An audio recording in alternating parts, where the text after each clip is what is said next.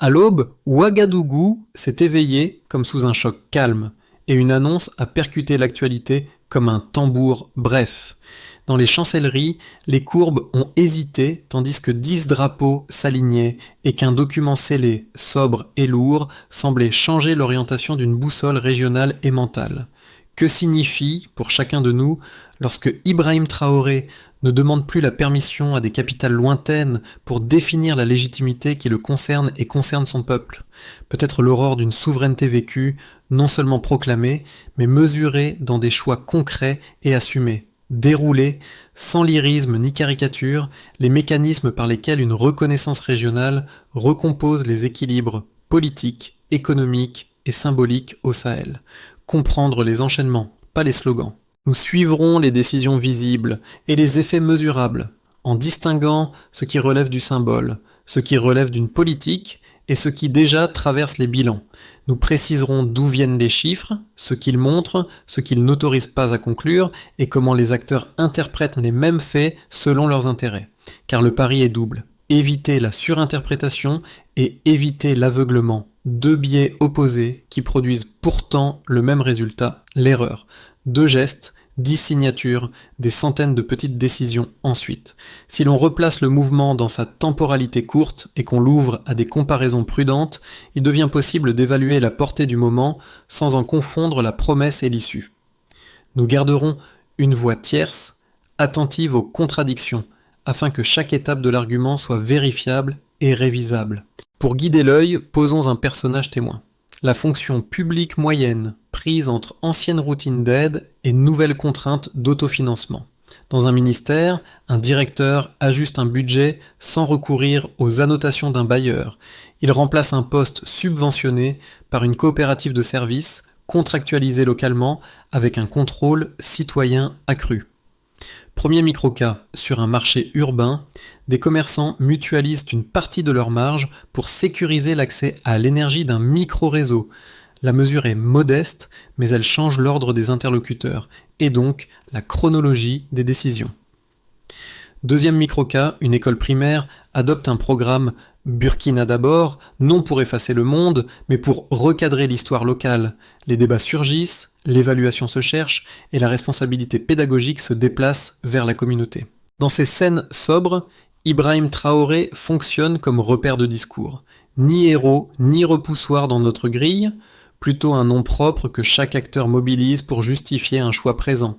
Les effets précoces restent fragiles. Ils peuvent se durcir, se diluer, ou s'inverser si la pression extérieure se renforce ou si la capacité d'exécution faiblit. Mais ils suffisent à poser une hypothèse de travail. La réallocation du pouvoir d'arbitrage, même partielle, produit des chaînes de décision plus courtes, donc des coûts de coordination différents. Reste la question utile au lecteur. Comment vérifier la solidité de ces indices sans confondre amorce et tendance? Un protocole clair vaut mieux qu'un récit exalté. Mesurer la répétition, pas l'exception spectaculaire. Tout commence le 28 juin 2025, à 10 heures précises, lorsque les hymnes couvrent la grande salle du palais présidentiel. Le silence, ensuite, devient un signe. Les caméras s'ouvrent, les 10 ambassadeurs s'avancent, les signatures se succèdent. Chaque geste ajoute du poids à la table, comme si l'encre redessinait une carte invisible.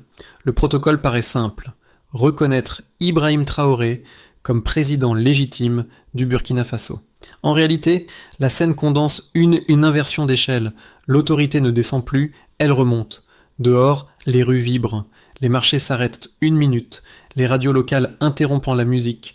Les enfants agitent des drapeaux faits main. Des pancartes proclamant « Nous n'avons plus besoin d'autorisation pour exister ». Cette phrase devient le refrain d'un réveil. L'événement dépasse l'instant. Il devient contagion. Dans les cafés, les enseignants commentent, les chauffeurs de taxi expliquent que car le vent tourne enfin. À midi, les premières réactions circulent. Londres et New York évoquent un réajustement du risque. Les marchés des métaux hésitent. L'or grimpe d'un demi-point. 14 milliards de dollars d'accords commerciaux sont suspendus pour réévaluation.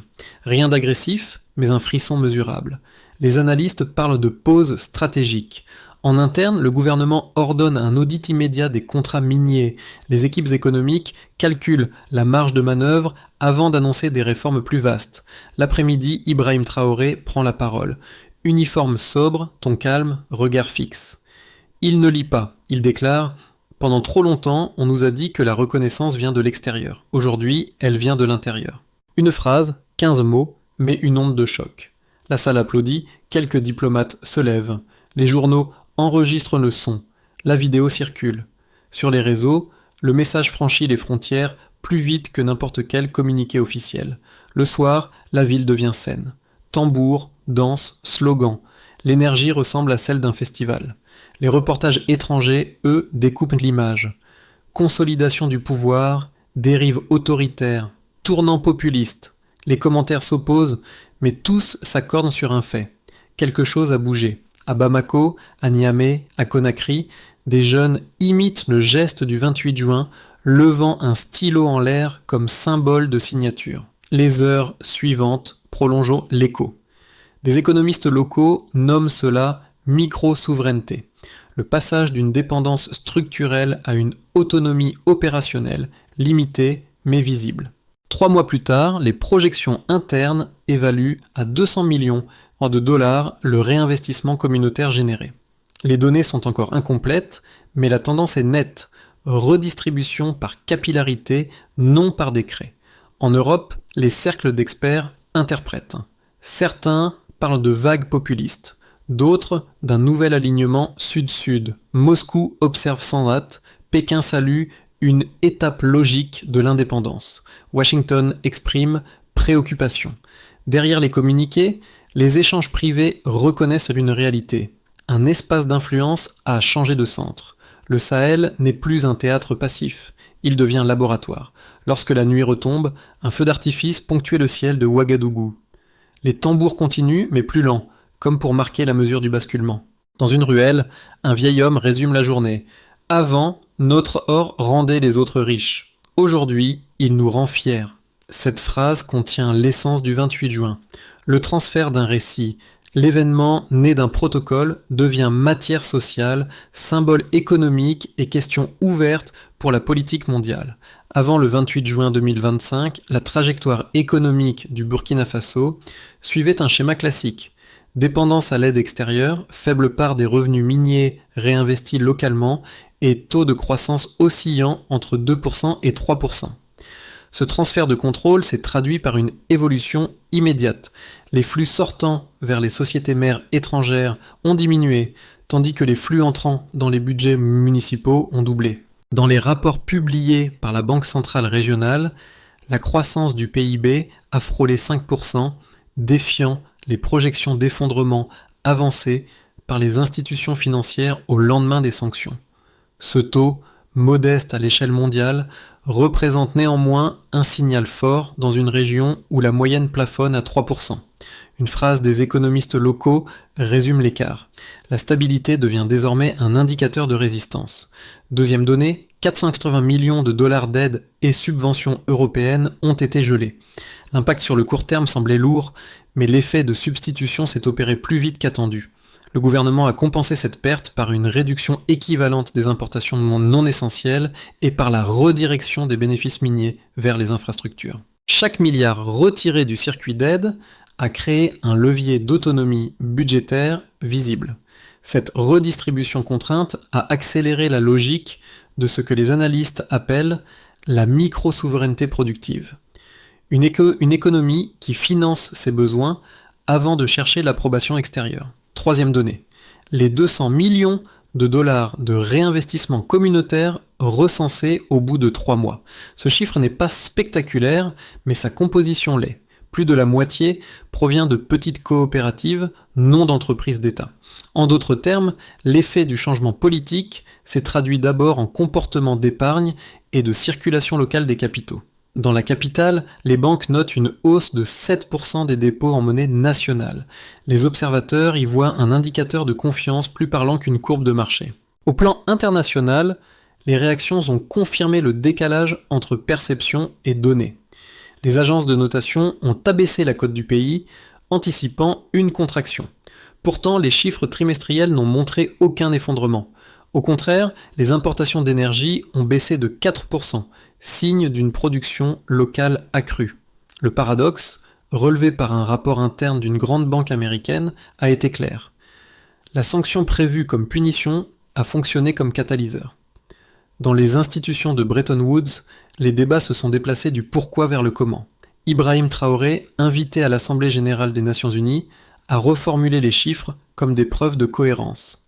Sa phrase « Un bulletin de vote ne vaut rien si le budget appartient à quelqu'un d'autre » a servi de transition morale entre les colonnes comptables et la philosophie politique. En plaçant la donnée avant le discours, il a retourné la grammaire habituelle de la dépendance, d'abord mesurée, ensuite justifiée. La séquence économique du second semestre 2025 marque donc un pivot. Les sanctions prévues pour contenir ont partiellement renforcé la résilience interne. 3 nombres, 18 milliards, 480 millions, 200 millions, constituant la trame visible d'un changement de logique. Les valeurs absolues importent moins que la direction du mouvement, de l'extérieur vers l'intérieur. C'est ainsi qu'une statistique devient récit et qu'une politique se lie à travers ses bilans. Deux lectures s'affrontent autour du virage politique du Burkina Faso. La première, soutenue par plusieurs chancelleries occidentales, considère que la centralisation opérée sous Ibrahim Traoré traduit un glissement autoritaire. Elle met en avant la suspension des aides extérieures, l'isolement diplomatique et la dépendance accrue à de nouveaux partenaires, notamment russes ou chinois. Selon cette lecture, la souveraineté proclamée masque une recentralisation du pouvoir qui pourrait, à terme, fragiliser la société civile et restreindre les contre-pouvoirs. Les institutions financières parlent de illusion de stabilité, fondée sur des chiffres conjoncturels plutôt que sur des réformes structurelles. La seconde lecture, issue d'analystes africains et de réseaux universitaires régionaux, interprète le même phénomène comme une correction historique. Elle rappelle que la dépendance économique a longtemps limité la marge de décision nationale et que la diversification des alliances n'est pas une dérive mais une normalisation. Les exemples cités, coopératives énergétiques locales, hausse des recettes minières internes, réinvestissement communautaire, appuient l'idée d'un transfert mesurable de pouvoir économique vers la base. Pour eux, la souveraineté ne s'oppose pas à la démocratie, elle en constitue la condition de possibilité. Entre ces deux pôles, la donnée empirique sert de médiateur. Les sanctions n'ont pas provoqué l'effondrement prévu, la monnaie est restée stable, les budgets locaux ont gagné en autonomie. Ces faits n'annulent pas les inquiétudes institutionnelles, mais les relativisent. En comparant les trajectoires sur 6 mois, on observe une réduction de la dépendance au financement extérieur et une augmentation du taux de participation civique. Ces éléments invitent à nuancer les catégories de jugement. Autoritarisme et autodétermination ne sont pas toujours exclusifs, surtout dans un contexte de redéfinition des souverainetés post-coloniales. Le style Stillman, la version la plus solide des deux arguments, se résume ainsi. La crainte d'une dérive est légitime, mais le refus de voir l'expérimentation démocratique interne serait tout aussi réducteur. En analysant Ibrahim Traoré non comme figure héroïque ou menace idéologique, mais comme variable d'un système en recomposition, on comprend mieux ce que le Burkina Faso teste, la possibilité d'un équilibre inédit entre autonomie et responsabilité. La stabilité devient subversive. Ce constat, glissé d'abord dans un rapport technique, a soudain traversé les chancelleries, car ce qui inquiétait n'était plus la crise, mais la cohérence. En quelques mois, Ibrahim Traoré avait transformé un isolement diplomatique en levier narratif. Le pays que l'on disait vulnérable semblait tenir son tuteur. Les courbes, modestes mais constantes, contredisaient les prévisions. Les marchés locaux fonctionnaient, les écoles rouvraient, les budgets se bouclaient. Le changement n'était pas spectaculaire. Aucune explosion, aucun effondrement. Juste un pays qui continuait sans autorisation à équilibrer ses comptes et à écrire son récit. Dans les médias étrangers, le ton se fit plus hésitant. Effet temporaire ou modèle émergent. Pendant ce temps, dans les capitales africaines, des réunions discrètes multipliaient les échanges sur une éventuelle alliance régionale. Ce renversement de regard constitue la vraie révélation du milieu. La stabilité, autrefois signe d'allégeance, devenait synonyme d'émancipation. Ce n'est plus la rupture qui choque, mais la continuité assumée. Et pour la première fois, le Burkina Faso imposait une leçon simple. La constance peut être révolutionnaire. 1. Au niveau du pays, le premier effet du virage politique se lit dans les chiffres macroéconomiques. Une hausse de 5% du PIB et une augmentation de 18 milliards USD des recettes intérieures. Ces données confirment un redressement budgétaire partiel malgré la suspension de 480 millions USD d'aide extérieure. Le Trésor public a pu maintenir les salaires, financer les infrastructures prioritaires et stabiliser la monnaie nationale. Le paradoxe réside là, le choc des sanctions, censé réduire la marge de manœuvre, a renforcé la discipline budgétaire. Ibrahim Traoré a présenté ces résultats comme la preuve qu'une nation peut réécrire sa dépendance sans rompre avec la réalité comptable. 2. Du côté des entreprises, les sociétés locales, longtemps sous-traitantes de firmes étrangères, ont été contraintes de se réorganiser. Les coopératives minières, désormais majoritairement publiques, ont versé leurs bénéfices aux collectivités. En 6 mois, plus de 200 millions USD de réinvestissements communautaires ont été enregistrés. Les petites industries de transformation, soutenues par des prêts internes, ont relancé la production de biens de base.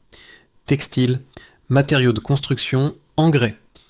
Ce redéploiement, bien que partiel, a créé un tissu économique plus dense et moins dépendant des importations. Les analystes parlent d'un effet d'autonomie périphérique, la capacité à générer de la valeur sans validation extérieure. 3. Pour les citoyens. Sur le plan social, la perception a précédé les statistiques. La phrase « la reconnaissance vient de l'intérieur » est devenue devise informelle. Dans les écoles, un nouveau programme d'histoire, Burkina d'abord, a remplacé les manuels importés. Les cliniques rurales ont rouvert grâce au financement local et les coopératives agricoles ont reçu des tracteurs achetés sur fonds nationaux. Les sondages internes signalent une confiance accrue envers l'administration.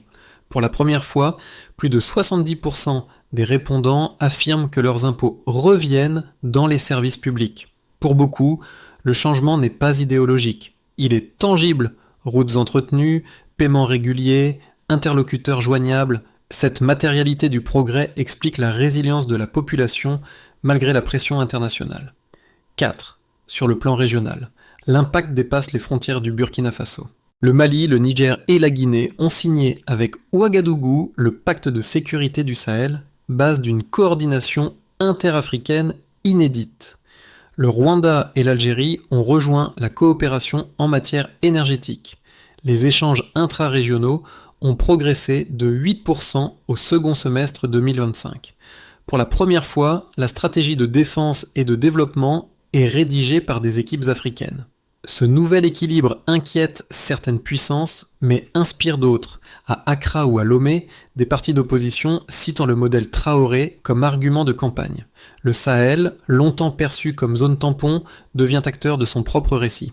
Ses conséquences, multiples et encore réversibles, indiquent qu'une mutation structurelle est engagée.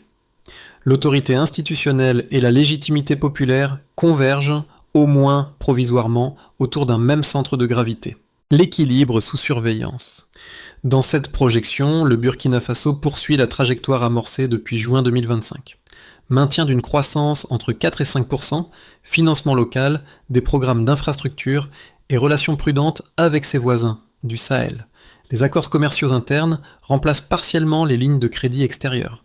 La pression internationale demeure, mais sans nouvelles sanctions. Les négociations se font discrètes, au cas par cas. L'administration publique s'adapte lentement à la gestion sans bailleur, apprenant à hiérarchiser les priorités. Ibrahim Traoré consolide son rôle d'arbitre entre techniciens et militaires. Sa légitimité dépend alors moins du discours que de la constance des résultats trimestriels. Ce scénario suppose un maintien du fragile équilibre entre discipline budgétaire et ouverture contrôlée. L'autonomie consolidée. Les coopératives agricoles et minières continuent de croître. Les excédents sont réinvestis dans l'éducation et l'énergie. Le pacte de sécurité du Sahel devient un instrument économique. Partage de données, coordination douanière, corridor logistique. Les partenaires africains, séduits par la stabilité burkinabé, multiplient les accords bilatéraux. Les capitaux diasporiques rentrent, les marchés régionaux s'ouvrent. Dans cette version, le pays transforme la contrainte initiale en avantage stratégique. Le modèle Traoré n'est plus une exception, mais un précédent. Si la transparence des flux et le contrôle civil sur les institutions militaires se confirment, le Burkina Faso pourrait devenir un pôle de résilience pour l'Ouest africain, la fatigue du réveil. Les effets positifs s'essoufflent, la baisse de l'aide étrangère provoque des tensions de liquidité, la corruption ressurgit dans certaines administrations, les sanctions financières s'étendent, le pays perd ses marges de manœuvre monétaires. Les alliances régionales se fragilisent sous les pressions diplomatiques. La rhétorique de souveraineté s'épuise. L'opinion publique, fatiguée des sacrifices, réclame des résultats tangibles. Dans cette configuration, Ibrahim Traoré doit arbitrer entre deux impératifs contradictoires, maintenir l'indépendance symbolique et éviter l'effondrement matériel. L'histoire du Sahel a montré que ces moments de tension décident du cycle, récession ou renouveau. En somme, ces trois voies rappellent une même leçon, la souveraineté n'est pas un événement, c'est une pratique quotidienne. Ce que le Burkina Faso teste aujourd'hui, c'est la capacité d'un État à vivre de ses propres règles sans céder au confort de l'assistance. Chaque histoire de souveraineté, même racontée à des milliers de kilomètres, finit par devenir intime. Ce qui se joue à Ouagadougou ne concerne pas seulement la politique africaine, c'est une expérience du choix collectif, du courage tranquille face à l'incertitude. Lorsqu'un peuple affirme que la légitimité peut naître de l'intérieur, il interroge la manière dont chacun, ailleurs, délègue son propre pouvoir. Ibrahim Traoré parle souvent de dignité plus que de victoire. Ce mot, dans sa simplicité, trouve un écho universel. Dans les écoles d'Europe ou d'Amérique, dans les bureaux d'Asie ou d'Amérique latine, beaucoup reconnaissent ce sentiment d'avoir cédé la décision à des structures plus grandes, plus anciennes, parfois indifférentes. Voir un pays reprendre la responsabilité de ses comptes, de ses mots et de ses erreurs rappelle que la liberté n'est pas un privilège, mais un travail. L'émotion n'est donc pas celle du triomphe, mais de la reconnaissance. Reconnaître que la dépendance peut être confortable et que s'en libérer demande de la constance.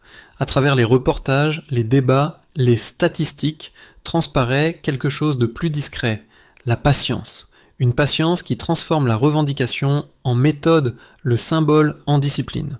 Pour le spectateur, l'histoire du Burkina Faso fonctionne comme un miroir. Elle invite à se demander « Que ferait-on nous si notre autonomie devait s'éprouver chaque jour ? Quelles concessions ferions-nous pour la conserver ?» Ces questions dépassent les frontières, car elles concernent toutes les sociétés qui ont oublié que la liberté exige une maintenance. Ce que montre Ouagadougou, c'est qu'il n'y a pas de petit pays dès lors qu'il y a un grand effort. La consolidation du modèle burkinabé repose désormais sur une méthode plus que sur un discours. 5 axes structurent la feuille de route adoptée depuis la reconnaissance du 28 juin 2025. 1. Ressources, valeurs locales. La nationalisation partielle des mines d'or doit être suivie d'une phase de régulation transparente, publication trimestrielle des volumes, audit indépendant et redistribution directe aux communes minières. L'objectif, transformer 1 milliard USD de recettes en infrastructures mesurables avant fin 2026. 2. Énergie. Autonomie. Les ingénieurs nationaux conçoivent des micro-réseaux solaires alimentant 200 villages pilotes. Chaque site doit atteindre un taux de couverture de 90% d'ici 12 mois. Le succès se mesure en heures d'alimentation continue, pas en communiqué. 3. Gouvernance. Contrôle civil. Sous l'impulsion d'Ibrahim Traoré, un conseil anticorruption mixte, société civile place magistrat, suit les appels d'offres publiques. Les indicateurs portent sur la réduction du délai de paiement des marchés et sur la transparence budgétaire des ministères. 4. Capital humain, éducation souveraine. Le programme Burkina, d'abord introduit dans 1100 écoles, un curriculum d'histoire nationale et de gestion citoyenne. L'évaluation se fera par la proportion d'établissements accrédités selon les standards régionaux d'ici 2027. 5. Coopération. Interdépendance choisie. Les accords AES, Mali, Niger, Guinée, Rwanda, prévoient des échanges de compétences et de sécurité partagées. Le progrès sera mesuré par le volume d'investissement intra-africain et par la baisse du recours aux devises extérieures dans le commerce régional. Cette feuille de route, sobre mais mesurable, traduit une logique. L'indépendance n'est crédible que si elle s'administre. Le Burkina Faso teste ainsi un principe rare. Gouverner, c'est compter avec soi-même avant de compter sur autrui. Le souvenir du 28 juin reste suspendu comme une note tenue trop longtemps. Dans la grande salle du palais, les 10 drapeaux ne sont plus là. Mais leur reflet continue de briller dans la mémoire collective. Cette image, celle d'un peuple debout devant sa propre signature, revient dans chaque discours, chaque cours de récréation, chaque conversation du soir. Ibrahim Traoré n'a pas cherché à la mythifier, il l'utilise comme rappel. Le document n'était qu'un papier, dit-il souvent. La vraie reconnaissance commence quand les actes confirment les mots. Dans les rues d'Ouagadougou, la phrase s'est raccourcie. L'intérieur parle. Et 3 mots pour résumer un virage d'époque. Les années à venir éprouveront cette promesse, mais déjà, quelque chose d'irréversible s'est produit. Le sentiment qu'un pays peut être petit sans être mineur, pauvre sans être soumis. La force de ce moment ne réside pas dans la victoire, mais dans la cohérence, celle d'un peuple qui accepte la lenteur de sa propre marche. Et lorsque le soleil du Sahel descend sur les toits, une idée demeure. La souveraineté n'est pas un cri. C'est une respiration. Ce récit du Burkina Faso n'est pas seulement celui d'un État qui se redresse, mais celui d'un miroir tendu au monde. Les gestes du 28 juin, la phrase d'Ibrahim Traoré, les coopératives, les drapeaux, les visages dans la foule. Tout cela compose un langage que chacun peut comprendre, celui de la reprise en main.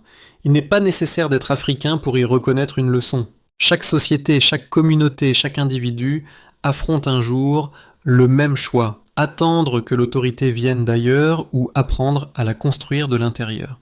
Le Burkina Faso en donne la démonstration la plus concrète. L'indépendance n'est pas un don, mais une compétence. Alors, que reste-t-il à faire ? Peut-être simplement prolonger ce geste, réfléchir, partager, débattre, transmettre. Parce que les histoires comme celle-ci ne se terminent pas avec un discours, elles continuent à travers ceux qui les écoutent. Et toi, lecteur, dans quel domaine de ta vie cherches-tu encore la permission d'exister ?